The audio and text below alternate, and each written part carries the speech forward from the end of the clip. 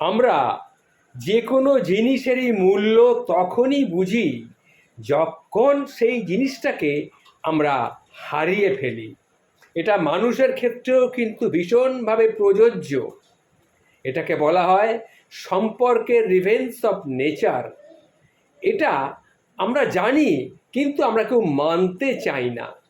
আপনার জন্যে একসময় যে মানুষটা পাগল ছিল, সেই মানুষটাই দেখবেন ধীরে ধীরে আপনাকে ভুলে যাবে।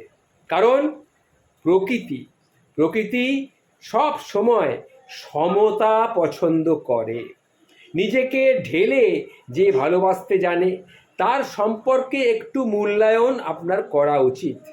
যদি আপনি সঠিক মূল্যায়ন করেন, দেখবেন তাকে আপনার কখনোই হারাতে হবে না। একটা মানুষ দিনের পর দিন যখন আপনাকে ভালোবাসবে, আপনাকে কেয়ার নেবে, আপনার ভালো চাইবে, আপনাকে সময় অসময়ে আপনাকে নানাভাবে আপনার কাছে বিভিন্ন বিষয়ে জানতে চাইবে, জানবেন সেই মানুষটা কিন্তু আপনার আস্তে আস্তে আপনার প্রতি আপনার ভালোবাসায় পড়ে যাচ্ছে। সেই মানুষটাকে আপনি একটু সময় দিন, তার একটু মূল্যায়ন করবেন, দেখবেন তাকে সুখী করা বড় কোনো ব্যাপার নয়। কিন্তু আপনাকে যে ভালোবাসে, তার সময় এবং কেয়ার দিয়ে আগলে যদি আপনি ধরেন, আপনার খোঁজ সে যায় নেয়, প্রচণ্ড ব্যস্ততার মধ্যেও সে আপনার খোঁজ নেয়, সে আপনাকে জানবেন সত্যিই ভালোবাসে। আপনার সামাজিক যোগাযোগ মাধ্যম, আপনার সমস্ত লেখা, আপনার সমস্ত পোস্ট, আপনার সমস্ত কথা, আপনার সব ভিডিও সে কিন্তু খুঁটিয়ে খুঁটিয়ে পড়ে। সেই মানুষটাকে আপনি একটু মূল্যায়ন করুন, তাকে একটু মূল্যবান মনে করে একটু সময় তাকে দেবেন। জানবেন সে তার অবসর সময়ের বেশিরভাগটাই আপনার জন্য সে কিন্তু ব্যয় করছে, আপনাকে নিয়ে চিন্তা করছে। তারও তো নিশ্চয়ই কোনো সোশ্যাল অ্যাক্টিভিটি আছে, তারও সংসার আছে, তার জীবন ধর্ম পালন করতে হয়, হয়তো বা আপনি জানেনই না। তার জন্যে কেউ কেউ হয়তো অপেক্ষাও করে আছে। আপনার ছোট ছোট অবহেলাগুলো, আপনার ছোট ছোট কেয়ারলেস মানসিকতাগুলো আপনার ওই প্রিয় মানুষটাকে এক সময় আপনার থেকে অনেক দূরে টেনে নিয়ে চলে যাবে, আপনি কিন্তু টেরও পাবেন না। তাই বলছি, যে মানুষটা মন খুলেই ভালোবাসে, সে মানুষটা মন খুলেই আপনাকে ঘৃণার সাগরে ডুবিয়েও দিতে পারে।